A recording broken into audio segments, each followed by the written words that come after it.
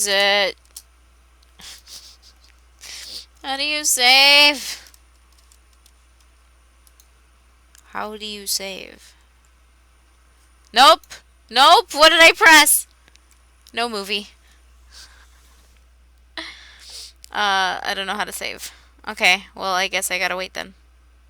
Oh, I paused the game. Oops. Yeah, I know, right? Push start. Like, I know that much, but I don't know how to do it on here. Okay, what keeps pausing it? What am I pressing that pauses it?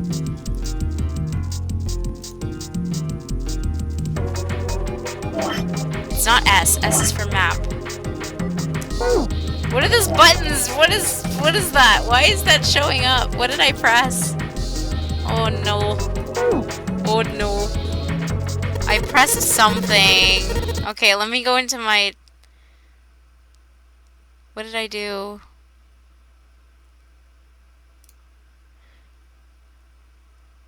Start as enter? Yeah, I've been doing that, you asshole.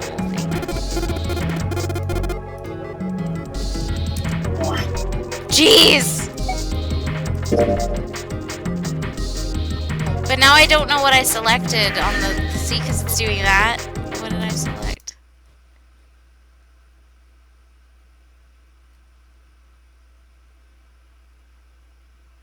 Oh no!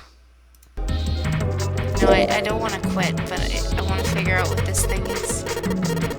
What is it? Ah! Soup plates.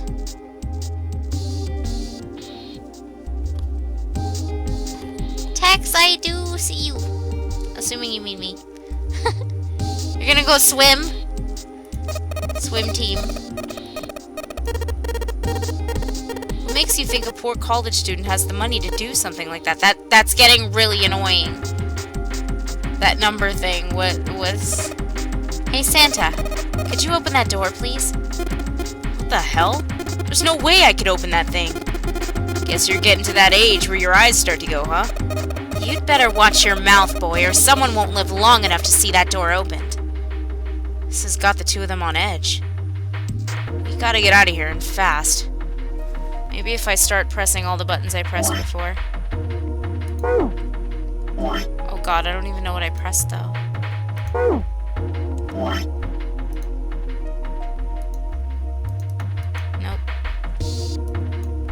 Nope. Nope. Nope. No. What the hell did I press? I think I'm gonna try and restart this. This is really annoying. Sorry guys, 1 second.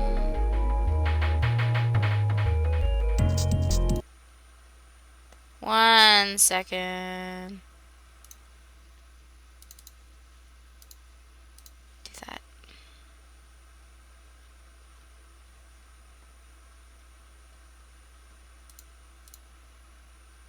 Ta-da! No!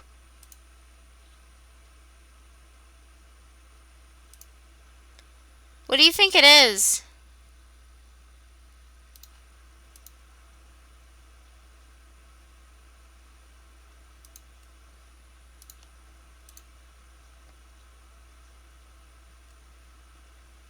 Uh...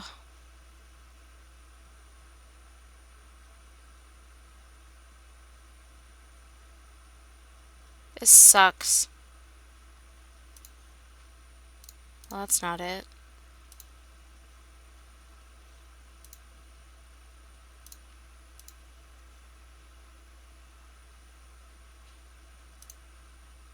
Nope.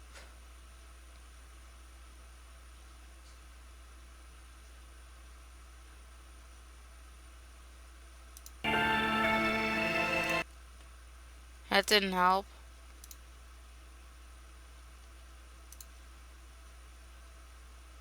Sorry, again. I'm trying to figure out why. Or what.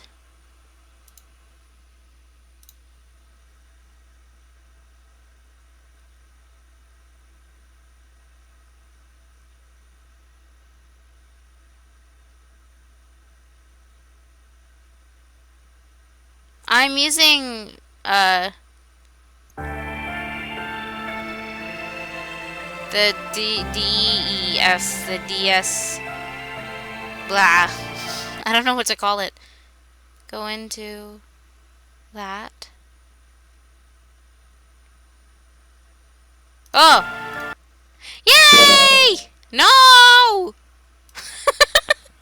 Thanks, I think that worked. Sorry about that.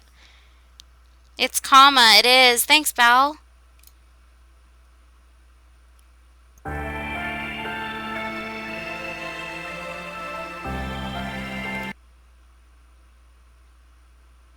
Continue. Yes. Very funny text. Here we go. Thank you. We are back. A voucher. It says, appetizer 9, meat dish 10, soup A, seafood dish F. What? Those 9 plates look pretty expensive. They're plates for appetizers. Remember, appetizers usually come on square plates. Okay. Well, excuse me, princess. What? Crazy! Legend of Zelda reference? Or, well, the Zelda cartoon way back in the day. A deep soup bowl. There's 10 of them in a stack here. I can't believe they actually did that. I think there are 15 of these plates. I'm assuming they're for seafood. How the hell can you tell that? They look just like any other plate from the 99-cent store. If you ever take a lady out to dinner, you're going to embarrass yourself. I feel sorry for June. Why the hell are you bringing up June? The lady doth protest too much, methinks. You are not terribly subtle. Yay, no! Yeah, good thing, Val, thank you. There's a bunch of little wavy ridges on this plate. Those plates are for serving meat. Ugh, you really are ignorant, aren't you? Come on, it's not like I need to know this crap. Jeez. What's this? Whoa. A lot of things happening at once. A rusty knife. I don't think we'll be able to use it while it's like this. The knife seemed important, Junpei thought, but it wasn't going to be much use the way it was. It's futile. Futile? Or futile, depending on what you like to say, but I like to say futile. You know, a waste, useless, pointless. Oh. Any particular reason you wanted to bring that up? Oh, no reason, really. I was just thinking about futility. She wasn't making much sense. Junpei tried rephrasing his question. Why were you thinking about futility? At last, she answered. Well, it has something to do with the Titanic. The Titanic? Yep. Have you ever heard the story that the sinking of the Titanic was predicted? Well, I haven't, so let's say no. No, I haven't. What is it? In 1892, 14 years before the Titanic sank, I almost said the Titan, what the hell? A novel was published. It was called Futility. It was written by an American novelist named Morgan Robertson. The story was about a big cruise ship colliding with an iceberg and sinking. Of course, if that was the only similarity, there wouldn't be any reason to mention it. It wasn't, though. The name of the ship, its nationality, course, departure time, size, displacement, maximum speed, number of passengers and crew, the number of lifeboats, even the location of the accident itself and the cause and the location of the damage. Everything matches the Titanic almost exactly. Hey, Vis! It was almost as if he'd seen the whole thing happen. But this book was written 14 years before the Titanic sank. But that's not all. It wasn't just futility that predicted the sinking of the Titanic. There were 2 other similar stories written by a man named William Thompson Stead. Both of them before the accident. One in 1886 and one in 1892. Stead wrote 2 stories that had striking similarities to the Titanic disaster. In one, 2 ships collided and many of the passengers died because there weren't enough lifeboats. In the other, a ship collided with an iceberg and sank. I don't know. I mean, I'll give you that it seems a little weird, but I'm pretty sure it wasn't too uncommon for ships to hit icebergs back in the day, or even other ships. Right. I knew you'd say that. Huh? But what if Stat had some sort of special powers? To be more specific, what if he had the ability to do automatic writing? What? Automatic writing? Wait, are you talking about that thing where someone says they're possessed by a spirit, and then they write a bunch of stuff without knowing that they're writing? Yes. What do you mean, yes? That stuff's a load of bull. But Junpei, you said you believe in curses. Come on, that's totally different. Okay, so let's say, hypothetically, that automatic writing isn't a total load. These guys still couldn't have predicted the sinking of the Titanic. When this Stead dude wrote his thing, nobody had died on the Titanic yet. So if automatic writing is about being possessed by spirits of dead people, who the hell possessed him so he could write that stuff? That's not it. What's not it? Stud wasn't possessed by a spirit. He was doing the possessing. What are you smoking? William Thompson Stead was a passenger on the Titanic. He just wrote down what he saw with his own eyes, 20 years before it happened. He decided it was probably best to say nothing. What June was saying was insane and utterly absurd. If he tried to take what she was saying seriously, he'd go mad. Junpei smiled uncomfortably. You can see the screen okay, right? Yeah, I guess you can. Well, why don't we talk about this some other time, okay? Huh? But... Her voice trailed off and she glanced at the floor, troubled. Tap, tap. Junpei tapped June gently on the shoulder and awkwardly reached around her to pick up the knife from the box. We're really in trouble. I know I'm just repeating myself, but this is really a futility moment. That blade is so rusty. Yeah, I know. We can't cut a damn thing with a knife like this. If we're going to cut anything, we probably have to sharpen the knife.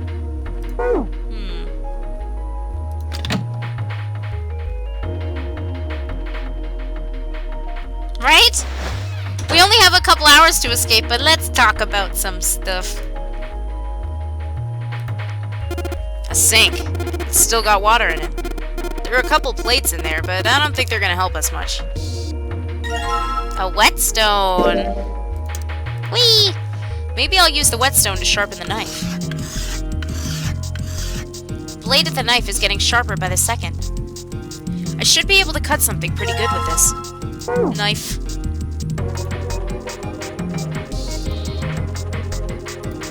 Before we explore anywhere else, I'm still gonna look in here. Look, cheese! Hey, there's something behind the cheese. You're right. Why don't we move some of the cheese? Alright guys, time to move it. June and I need to look behind you. There's a little green bottle back there. Bottle of oil. Oh look, cooking oil. You could probably use this to make something slippery. Hey, Skyline. Mew woof. You guys having fun?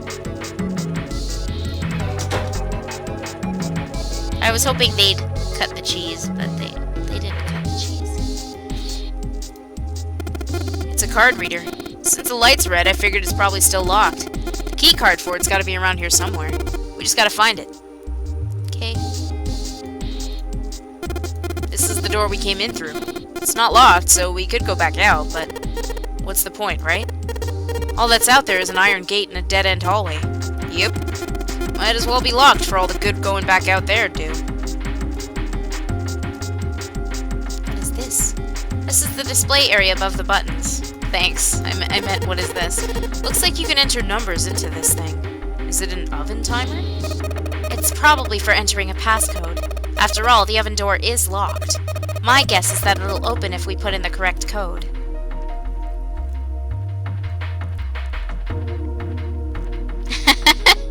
Cut the cheese.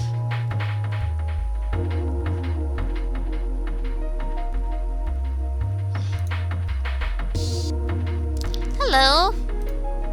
Sorry, sometimes those colors in the chat get confusing, and then I don't know if it's somebody new or somebody saying hi about something else, or I didn't make any sense just now. A door. There's a bolt keeping us from opening it. This bolt is rusted in place. It won't budge. Of course! Maybe if I put some oil on it. Hey! Just a little bit of oil and... Come on! Come on, you little son of a bitch! Junpei, that's kind of intense. It's just a door. Whoa! Ha! Yes! Got you, you little bastard! You did it, Junpei!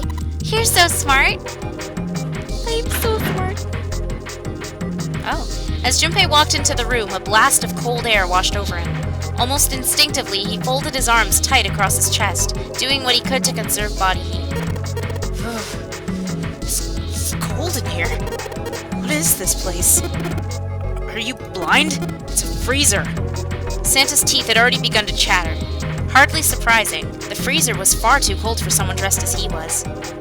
Lotus, however, was in an even worse situation. Oh, no way! That's way too cold for me! I'll freeze solid in seconds! Sorry, but I'm afraid I'll have to pass on this one. I'm gonna leave the rest to you. And with that, she ran out of the room. As Lotus left, June came in. Whoa! It's really cold in here. White puffs of steam hovered in front of their faces as they talked. June had already started to shiver. Hey, you don't need to be in here. You had a fever just a little bit ago. You should stay outside. We got this. No, I'm fine. My fever's gone now. But Junpei had scarcely opened his mouth when the thunderous sound of metal upon metal rang out from behind them. In unison, they spun around to find that the door they had only recently come through was closed. Junpei rushed to the door. Desperately, he grabbed hold of the doorknob. Ow! It was cold, beyond cold. Merely touching it was painful. The doorknob had been frozen solid. They quickly deduced that the pipe next to the door had ruptured. Water released by the rupture had hit the door and frozen instantly. Santa shoved Junpei aside and pounded against the door.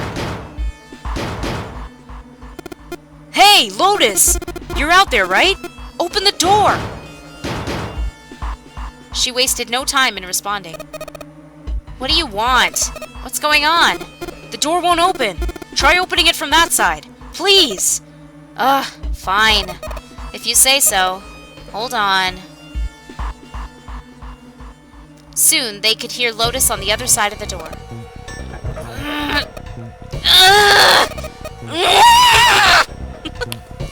Noises. Then the grunting ceased, and they could hear light panting as if from exertion. It's no use. It won't budge. You've got more people in there. You figure it out. God damn it. Santa was shaking like a newborn deer. June was hugging herself and was shivering violently. Even Junpei, with the heaviest clothes of any of them, was clearly feeling the cold. With every breath they took, they could feel the cold working its way deeper and deeper into their bodies. Anyway, let's find a way out. If we don't get moving, we're gonna be permanent residents. Two heads are better than none. I'm sure we'll figure something out. Yeah, you're right. Let's just take a good look around this room, okay? Right. They pushed in close to one another and began to search. Right? She just gave up. This thing's frozen solid. This pork? Yeah, seems like it. What's this thing? It looks like a tag or something. It looked like a tag or something? That doesn't make sense. It looks like a tag. Junpei, is there a slip of paper in that meat? I think there's something written on here, but I can't read it like this. If we try and pull it out, it'll probably rip. You need to defrost that. Don't think we're gonna be doing that in this room.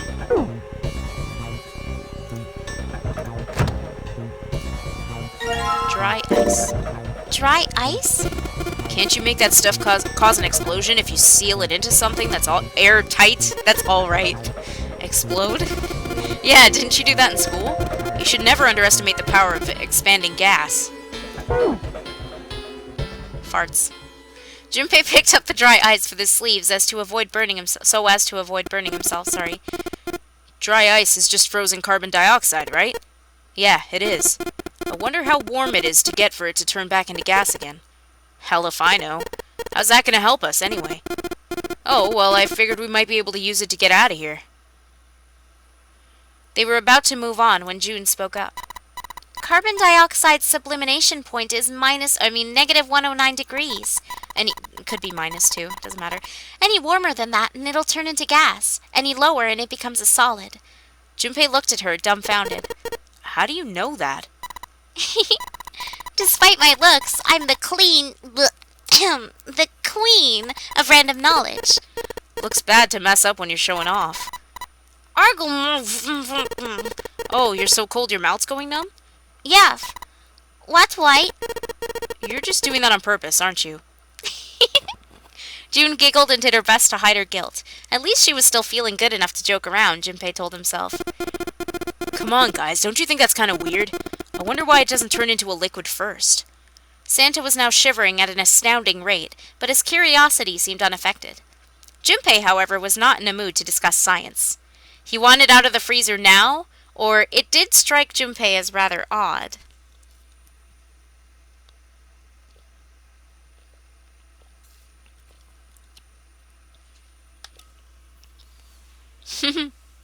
That might be the solution.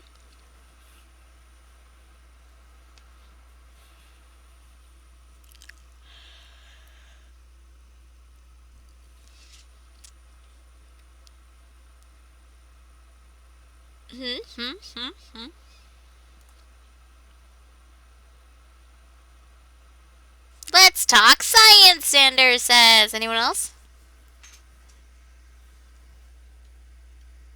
We didn't get stuck in a freezer for a science quiz. Anyone else? Since we're tied 1 for 1, I find it interesting that you always... Science? That's 2 for science! It did strike Junpei as rather odd, and he couldn't help but think about it. June answered, But it can turn into a liquid. Carbon dioxide turns to liquid if you put it under high enough pressure. But at 1 atmosphere normal air pressure... It won't turn into a liquid, right? That's right. Instead of melting, it'll do what's called sublimating and change it immediately from a solid state to a gaseous one. See, that's weird. Water's a liquid between 32 degrees and 212 degrees, so why isn't that the case for carbon dioxide? June replied with an answer that stunned both of them. There's a kind of ice that doesn't turn into liquid when it goes above 32 degrees. Huh? I heard about it. Its melting point is 96 degrees. Ice with a melting point of 96 degrees? You mean there's water that freezes at 96 degrees? Yeah. Well, you could also look at it as ice that won't melt until it's 96 degrees. Water that freezes at 96 degrees? Ice that won't melt until it's 96 degrees? Junpei was cold as hell, but this was too interesting to ignore. He did his best to warm up by rubbing his arms and stamping his feet, then put the question to June. So what's this ice with a melting point of 96 degrees called? I heard it's called Ice 9. Ice 9? Originally, Ice 9 was a made-up substance invented by a science fiction author. But recently, scientists have discovered that such a substance actually exists. Wait, hold up. So is this thing called Ice 9? So is this thing called Ice 9, or is it water? Like I said, if the ice is over 96 degrees, it'll be liquid. If it's under that, it'll solidify. So you could think of it as a polymorph of H2O. Here, think of it like diamonds and graphite. They're both made of carbon, right? But depending on the structure of the crystallization, the hardness and structure are completely different. So you're saying normal water in this Ice 9 are like that? Yep. She wasn't finished. Have you heard the story about the crystallization of glycerin? For 150 years after the discovery of glycerin, people cooled it, warmed it, and did all sorts of things to it. But whatever they did, it never crystallized. However, one day in 1920, all this history, some glycerin that was en route to England by ship was discovered to have crystallized during the trip. Naturally, scientists worldwide wanted to research this new crystallized form of glycerin and began asking for samples of the seed. A seed is, of course, a sample of the original crystallized substance. With a seed crystal, further crystallization of glycerin would be a simple matter. However, something very strange happened. Ice 9's a new spell. Escape the boat or talk about science. They got their priorities straight. Seriously. Not only did the glycerin encouraged by seed crystals begin to crystallize, nearby samples did as well. It didn't end there. After that day, all glycerin in the world began to crystallize naturally when cooled to less than 64 degrees. Before that day, no matter how glycerin was cooled, it refused to crystallize. But once the crystallization had begun, it was almost like... how do I put it? It was almost like all the glycerin in the world was communicating. Communicating in some way that we can't sense. Junpei was honestly impressed, or was kind of annoyed.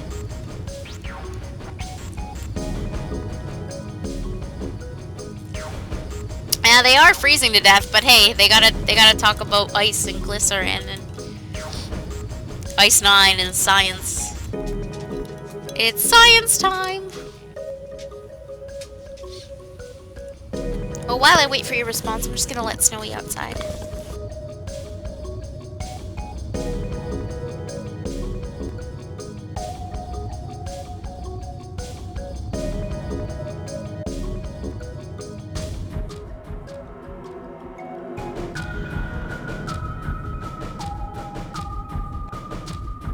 Annoyed, impressed.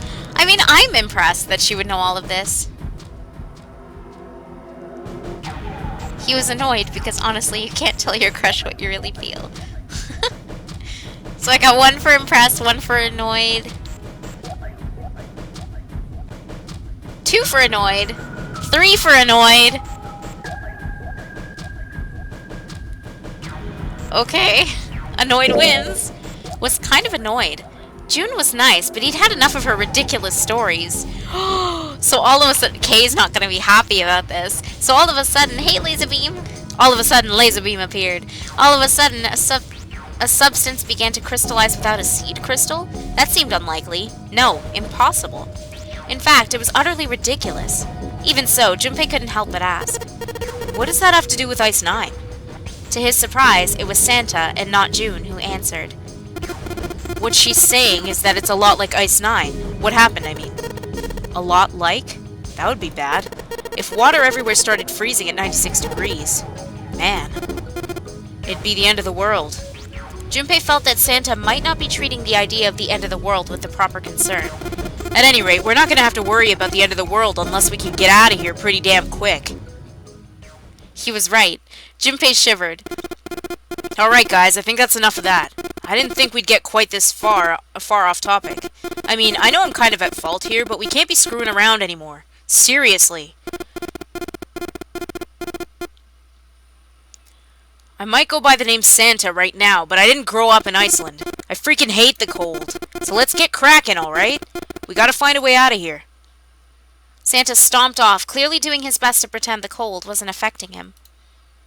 Selfish, isn't he? Thought Junpei to himself. Still, Santa was right, and it was high time they got back to their search. The story of Ice 9 had him interested, but there'd be time to think about that once they'd gotten out of the freezer.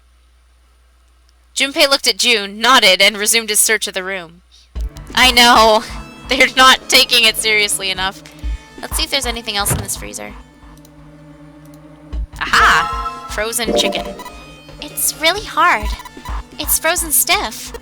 Hey, June, can you say that again? Huh? Say it again. It's really hard. Again. It's really hard. Thanks. Something wrong, Junpei? Your face is bright red. Nothing, I'm fine. If it's that hard, you can probably use it as a hammer. Yeah, good point. Maybe we can use it to break something. Oh, Junpei. Oh, Junpei. What are we gonna do with you? There's so much stuff in here. Why don't we take some of it out, Junpei? This looks like a scarf. It's a sturdy rope. It's a rope. Well, we could use it to attach something to something else, I suppose.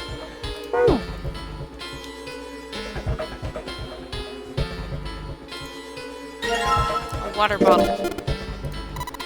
Yes, it is. Thanks, guys. A water bottle. Yes, it is. Okay, let's start combining some items then.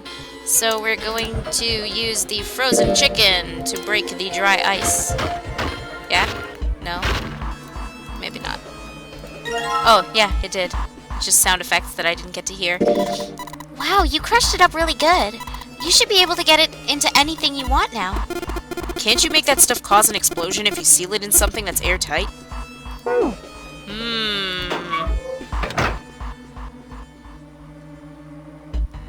That is really funny, because this number... Yeah, it's perfect, Val! I've come to the conclusion that Junpei is 5, which is perfect because his number is 5, indeed. No good. I can't hit it hard enough to break it. Maybe it just needs more of a shock, you know? More of a shock. There's water dripping from this pipe. Looks like when the pipe burst, the water hit the doorknob and froze it in place. This water actually seems almost warm. Hit the ice with ice meat! So now we have the crumbled dry ice. Why don't we put it into the water bottle? I'm gonna put these pieces of dry ice into the water bottle. Ta-da! So you put the dry ice in the water bottle... so you put the dry ice in the water bottle, Junpei? If it explodes, it could probably blast away the ice on the door. So, how are we gonna get it to stay against the doorknob? Then we tie this to this. And let's just tie a rope on here. Water bottle bomb. These kids! What are you building? Warm water dripped from the ruptured pipe near the door. Junpei pulled out the water bottle filled with dry ice, let a good amount of water fall in, then quickly sealed it up tight. The makeshift bomb complete, he tied it to the doorknob as quickly as he could manage in the cold. Alright, that's set. So, what do we do now? We just need to have MacGyver, pretty much. We just need to give it a little, tap. The bottle's already about to pop. If we just throw a rock or something at it, it'll go off all on its own. A small rock? I read that weird, sorry. A small rock.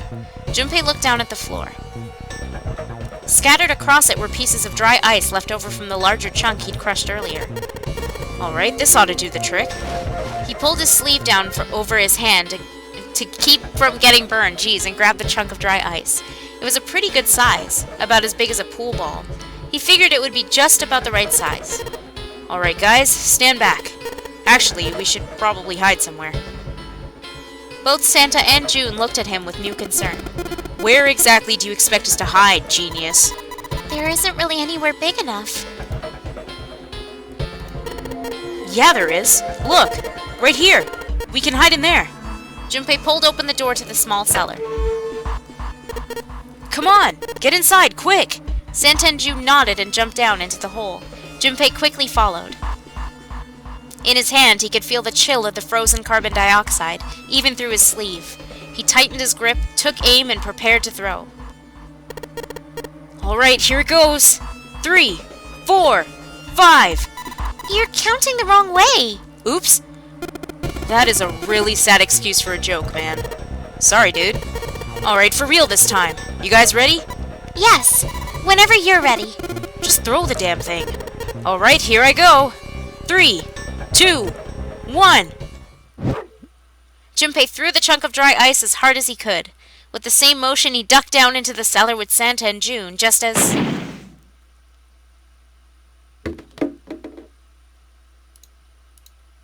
Junpei leapt up out of the cellar and ran to the door. Junpei! The ice on the door! Is it gone? Yeah, it's gone. The blast must have shattered it. Yes, alright, let's see if it opens. Junpei grabbed the knob and pushed with all his might.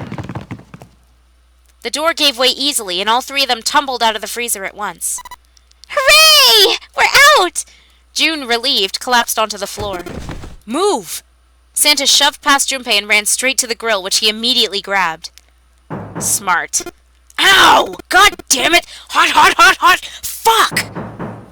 He proceeded to kick the grill in a futile but amusing fit of rage. But where was Lotus? It took Junpei only a moment to find her. She was sitting on the counter, idly scratching her chest. Welcome back. I was starting to get tired of waiting for you guys. With a great yawn, Lotus lowered herself off of the counter. Junpei clenched his teeth and walked toward her. What were you doing? What do you mean, what was I doing? I was waiting. We were gonna die! Oh, yeah? But you didn't, so everything worked out alright, didn't it? What the hell? Just kidding. It might not look like it, but I was really worried. Don't give me that crap. I'm telling the truth. I mean, if you died, then I'd be in trouble too. If you died, then I'd be stuck here and I'd die too. See? I did all I could. I even looked around to see if there was anything I could use to pry the door open.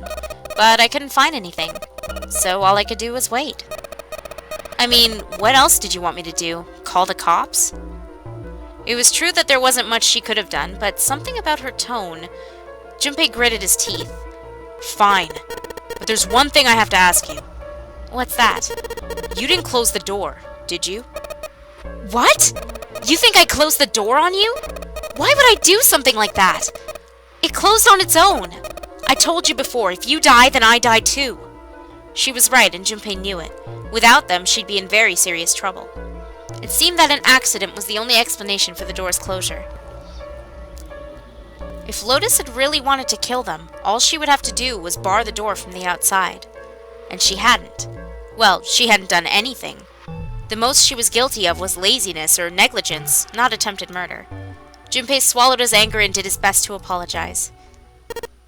Well, I'm sorry. I'm sorry I doubted you.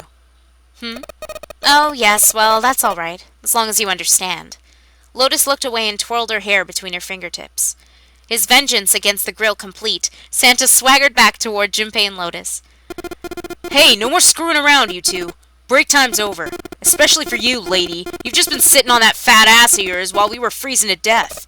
How rude! I was plenty busy. Yeah. How about you put all that energy into something besides bitching? Let's go. Oh my. The tension's rising, tensions.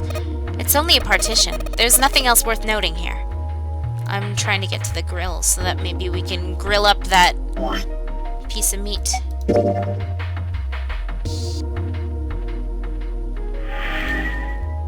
Basically, Bis, they need each other because they've all got numbered bracelets. So they kind of need each other to survive. Yet they're bickering. Guess I'll put this meat on the grill. Yum yum. Hey, what are you doing?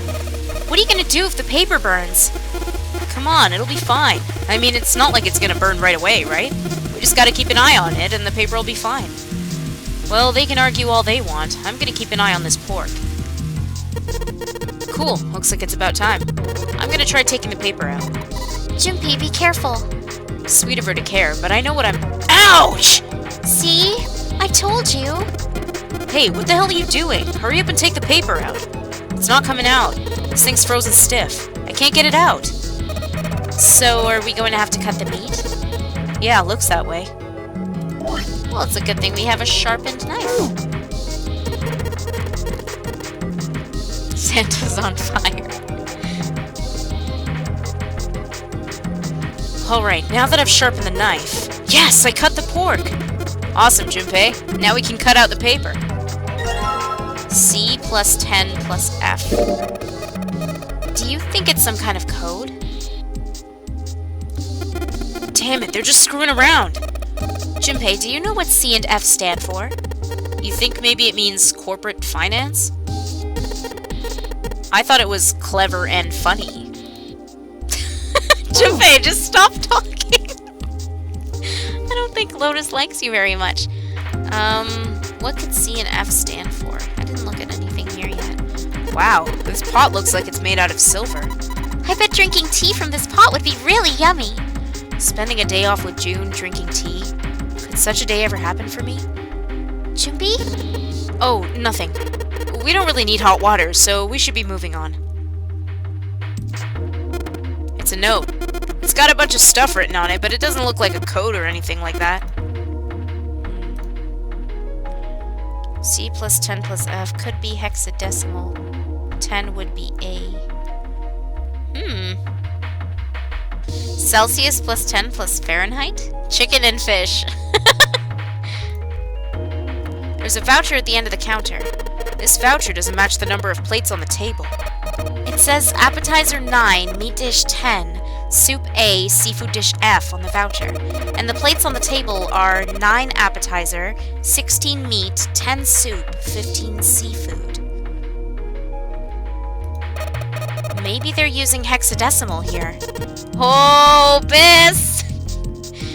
And hexadecimal is... It's a number system that goes 8, 9, A, B, C, D, E, F, 10, 11. You're familiar with base 10, right? That's the normal system of numbers. The base 10 equivalents for hexadecimal numbers would go like this. A equals 10, B equals 11, C equals 12, D equals 13, E equals 14, F equals 15, and 10 equals 16. The 10 becomes 16 in base 10. I know it sounds strange, but you can think of it as just 6 letters added on to the normal number system after 9. A equals 10, B equals 11, C equals 12, D equals 13, E equals 14, 5, and so on. I think I get it. Good going, Biss! So now let's take a look at that... Can we eat them? At this. So wait, it was C equals what? No, not pork note. I want to read this again. No, I don't. That's why I'm clicking the note again. Oh. What would 9 plus F be in base 10? Well, F equals 15, so it'd be 9 plus 15, which would be 24, right? That's right. Good job. You're a fast learner. So if F equals...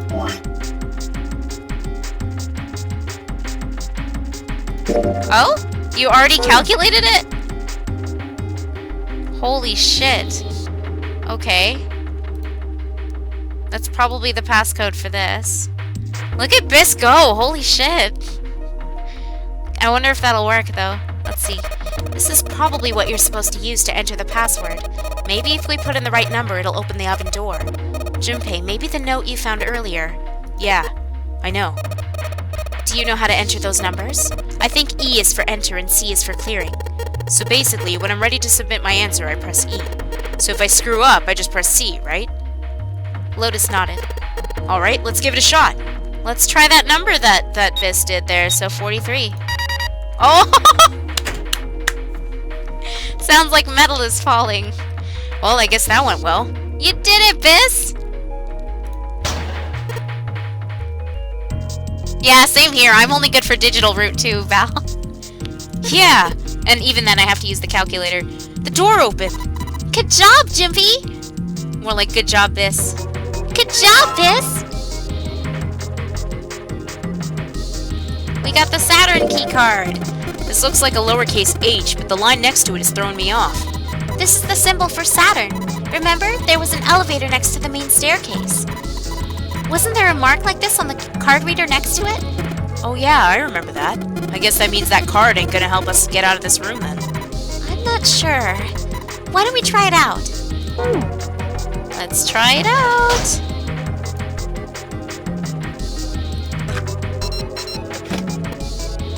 Yes! I think it's unlocked now! You did it, Jimpy! Let's get out of here! Let's go! I'm not gonna say yes like 60 times.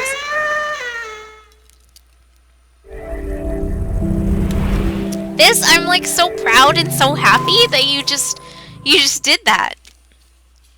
I'm soup! Your soup is here. If there's geometry you can help, sweet. This is the awesome thing about streaming this game, is if I don't know anything, there's a chance that you guys do. Let's save really quick. Since we escaped that room. Good job, team! Good job, Biss. No quitting. Okay, Wolf. They stepped out of the kitchen and into a hallway that looked rather familiar. A metal grate stretched from wall to wall. Beyond it were 2 elevators and the entrance to the kitchen. They had entered the kitchen from one door and come out the other. That meant their map of the ship's interior was accurate. They laid the map out in front of them and began to discuss their next step. There were 4 possible routes. A, B, C, and D. First, A and B.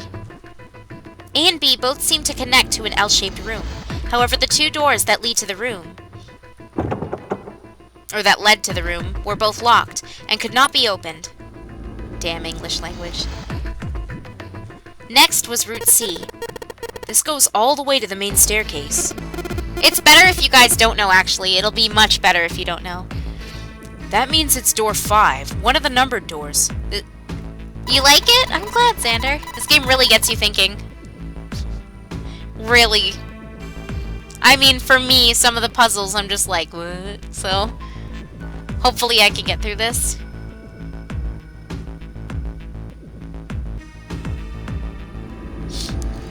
Then do you think we would... Then do you think we would meet up with the other 4 after this hallway? No worries, Biss. I'm sure you'll meet the other... Oh, well, hopefully you'll meet the other characters soon. No, I don't think we will.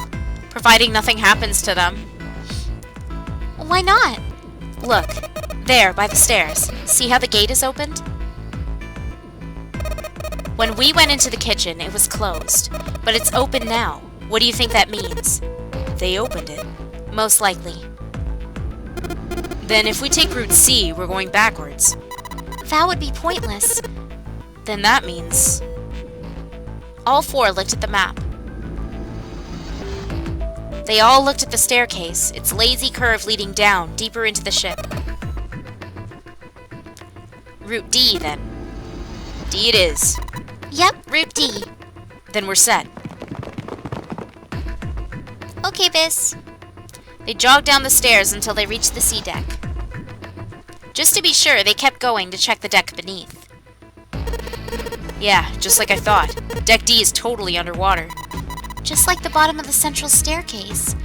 The water gazed back at them, its smooth surface like a great mirror. What great surface this water is. As ominous as it was, Junpei took at least some comfort in the fact that the level hadn't gone up much since the last time he'd seen it. They turned back to C deck. It didn't take them long to find the 2 elevators in front of the stairs. They looked identical to the elevators on the top floor, with one exception. These elevator had a card reader on the wall between them. On the card reader was a strange mark. Isn't that Mercury? Hey look, it's Lotus's symbol. Huh? See? It's the woman's symbol with a thorn on it. That seems like... Junpei, oh my god! Ouch! Ouch, ouch, ouch, ouch! Lotus had taken hold of Junpei's hair. She began to shake him violently, and he thought he heard a low growl coming from her throat. Such violence, to wonder if she was not the devil itself. With an uncomfortable smile, June spoke up. This is a Mercury symbol. The thorn symbolizes the wings on Hermes' staff.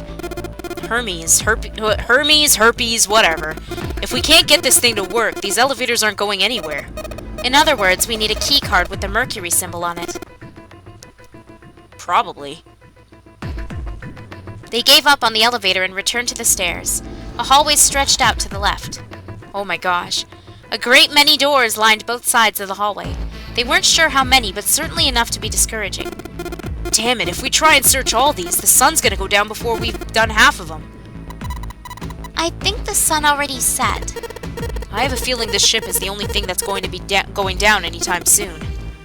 That's even worse! Well, we can come back to this hallway later. Let's check the hallway on the other side, shall we? Frustration and fear building, they walked back to the stairs. To their right was a small hallway. Welcome back, Wolf. In before Scooby-Doo scene. Oh, where they run through all the doors? Lisa, that's so great! I didn't even think about that. Quickly, they headed into it.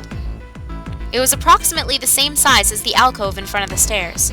The hallway led toward the stern, and at the end was a set of double doors. Let's open it. Junpei nodded and grabbed the one closest to him.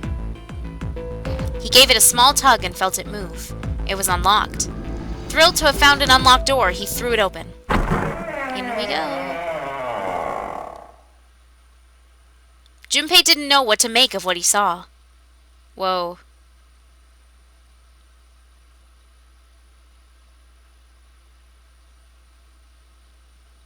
He simply stood, unable to speak.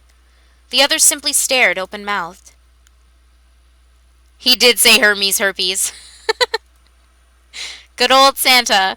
After a few long moments, Santa managed to speak. What the hell is this?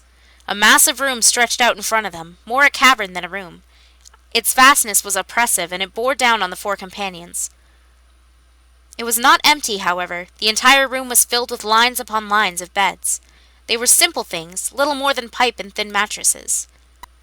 Is this a hospital? He had at last been able to put a name to the harsh scent that pervaded the room. The room swam with the harsh, biting smell of antiseptic. In the center of the room were shelves stacked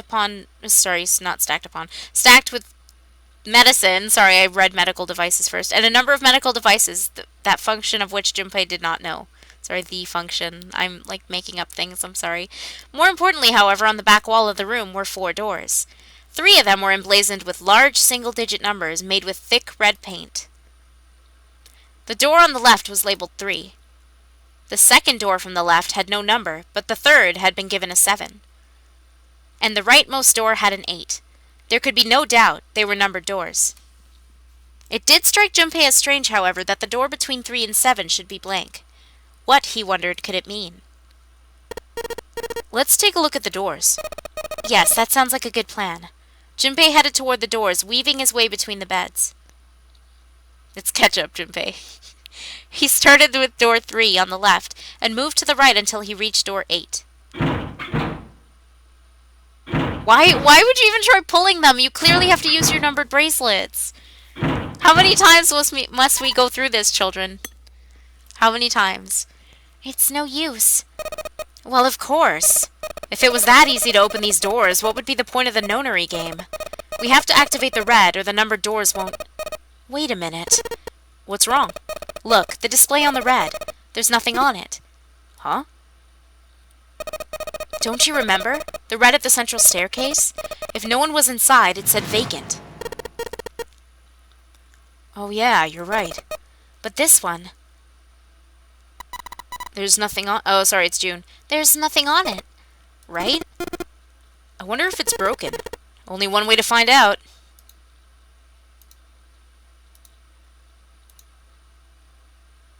It didn't respond. That's very true. So, pulling on the door without a number, yeah, but the numbered ones, I don't know why they even try. All 4 took turns placing their hands over the red, but it refused to respond. They pulled at the lever, and still it did nothing. As they soon discovered, it wasn't only the red for door 8 that was behaving strangely. The red on door 7 also refused to respond. And door 3 was similarly silent. None of them would respond. What did it mean? I knew it. They're broken. Zero sure sucks at maintenance. No, that's impossible. You really think Zero, who prepared all of this, would make such a stupid, simple mistake? Maybe, but that doesn't explain why this thing ain't working. It was at that moment that they heard a voice from behind them. I believe the bottom of the device has been removed. They spun around to see... Snake! But it was more than just Snake. Ace, Clover, and 7 quickly filed into the room. Although they were glad to see one another, it wasn't terribly surprising that they had. If it had been the other party who'd opened the gate in front of the kitchen, it wasn't unreasonable that they'd bump into one another eventually. The rest of Snake's team, however, did look rather surprised. How? How did you end up here? After a moment of silence and surprise, everyone suddenly began to talk, desperate to exchange information. They talked about the rooms they'd been through and how they'd ended up in the same place. Of course, none of it was very useful information, but that hardly mattered. They were happy to simply see one another again. Although the level of cheer varied greatly from person to person, each one of them was wearing some manner of smile. Oh, I skipped that last part. Almost as though they had already forgotten about the death of the 9th man. No, Junpei thought perhaps that wasn't it. I forget how to get it back.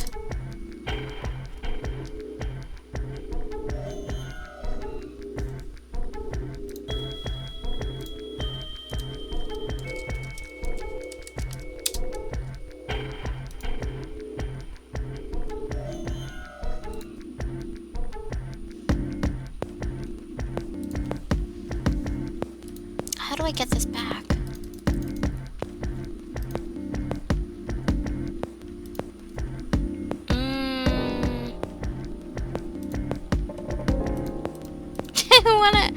I wanna get it back.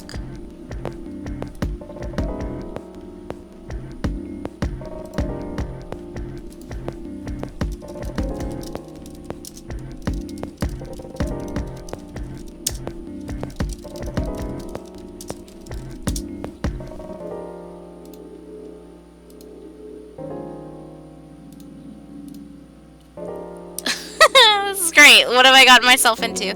I know the button on the DS, but I don't... Ah, I got it. Okay. Perhaps thoughts of his death were what drove them to smile at one another. Not in a morbid or hateful way, no. The ninth man had died. But they were still alive, and that was something to be happy about. A sort of simple, uncomplicated joy, Junpei thought. The joy of being alive. Still alive. He felt... That made me think of GLaDOS. He felt sorry for the ninth man, but more than anything, Junpei was just happy to be alive.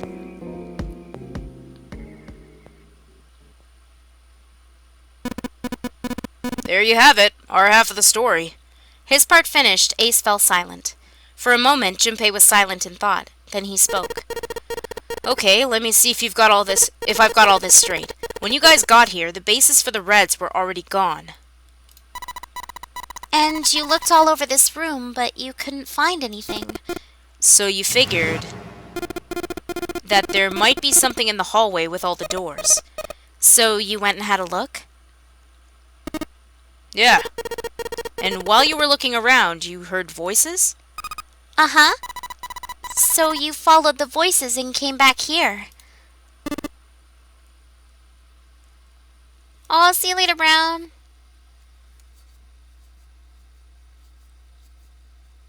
Hi, bye. Indeed. And that was how we found you. Junpei examined the three Reds again, just in case. On the bottom of each was a long, thin gap. I'm going to say it once audibly, even if I've played the game before or you've played the game before. There are always people in chat that have never played a game before, so please never, ever spoil. Like, ever. That's just one of my main rules, is to not spoil anything ever. So even if I've played the game 6 times, I try my best to avoid spoilers myself. So try to avoid it in the chat, especially. Because then it sucks, because then I do have to clear chat, but then that's also acknowledging that there was a spoiler. So either way, just try not to spoil, because there's, you know, it's difficult to avoid it. But, where are we? On the bottom of each was a long, thin gap. It looked like a slot for something, probably something electronic. Well, this isn't good. If the red is inactive, we can't keep going. Well, what about that hallway over there? Isn't there anywhere else we can go? No, there isn't. There are plenty more hospital rooms, but nothing else. Hospital rooms? That's what's behind all those doors? Yes. There are a number of individual rooms in addition to this large one. It's okay, Tex. Just be very careful. There was a door at the end of the hallway, but it was locked. There was an astrological symbol engraved near the keyhole, however. I was able to get a good, feel of it. I believe it was the symbol of Jupiter. Not again. These goddamn things are everywhere. I wonder what they all mean. For a moment, everyone was silent, deep in thought. While we're asking what things mean, what's the deal with this room? I mean, I thought this was a cruise ship, but I can't imagine a cruise ship would have a hospital like this. Oh yes, anything that has happened already, for sure. You can talk about it, because it's happened. Especially if somebody said, question, who's the ninth man? If you want to answer that, for sure. The ninth man was obviously one of the crew, and he went to betray them, and went through a door by himself. So he broke a rule, and went through a door by himself, and now he's dead, because he exploded! Ta-da! There you go, there's your summary on that. Of all people, it was 7 who answered, and with calm confidence. Well, I figured it's probably a hospital ship. Chances are it's the Gigantic. The Gigantic? Junpei looked confused. So did everyone else. What is this Gigantic? Seven knit his brows for a moment, then began to explain.